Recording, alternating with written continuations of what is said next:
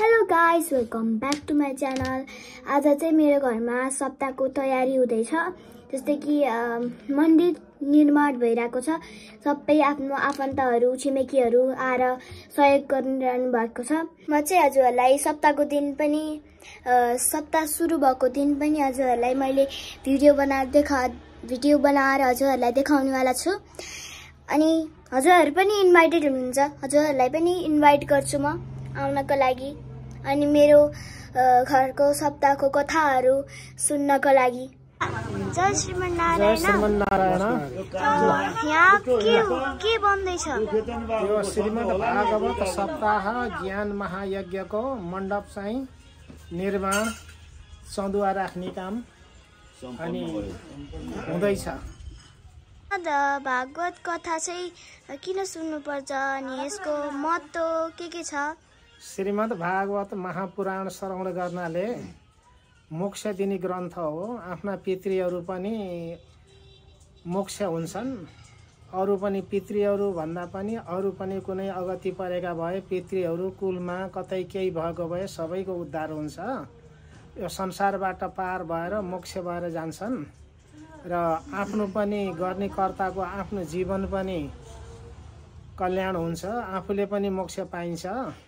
मोक्ष भनेको जन्म र मृत्युको चक्रबाट पार लाग्ने भगवान श्रीमन् नारायण लक्ष्मी नारायणको सायुज्य मुक्ति प्राप्त गर्नको लागि अनन्तकालसम्म अनि मोक्ष प्राप्त भएर ब्रह्मानन्द प्राप्त गर्नको लागि भगवत पद प्राप्ति गर्नको लागि श्रीमद् भागवत ज्ञान महायज्ञ सबैभन्दा सरल र सुलभ चाहिँ उपाय हो। त्यसो हुनाले श्रीमद् भागवत जीवनमा सकभर सधैँ नभए पनि एक पटक अवश्य सबैले कर्म गर्ने सुन्ने र आफ्नो र पितृहरूको उद्धार गर्ने कर्म हो। यही यसको फल हो। धन्यवाद।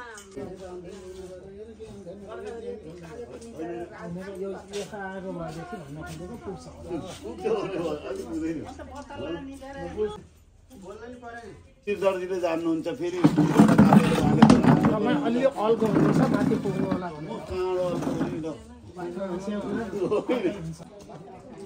चाहिँ मन्दिर माथिबाट यस्तो देखिरहेको छ।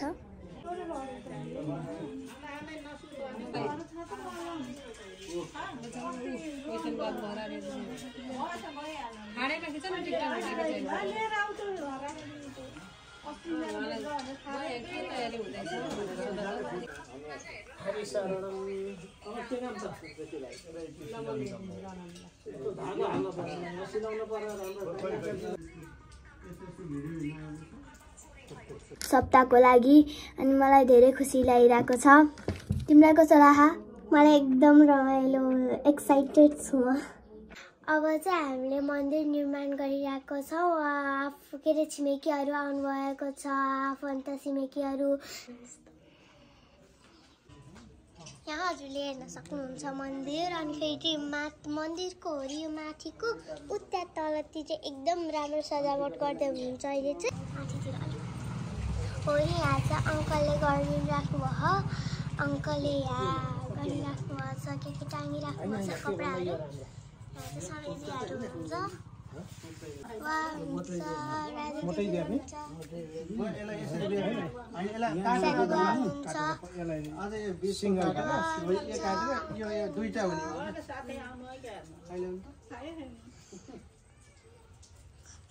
मिलेर मन्दिर। यहाँ आन्टीलाई छुट्टी आमा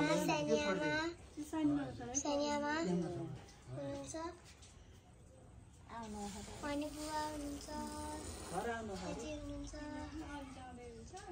धेरैजना हुनुहुन्छ। यहाँ चाहिँ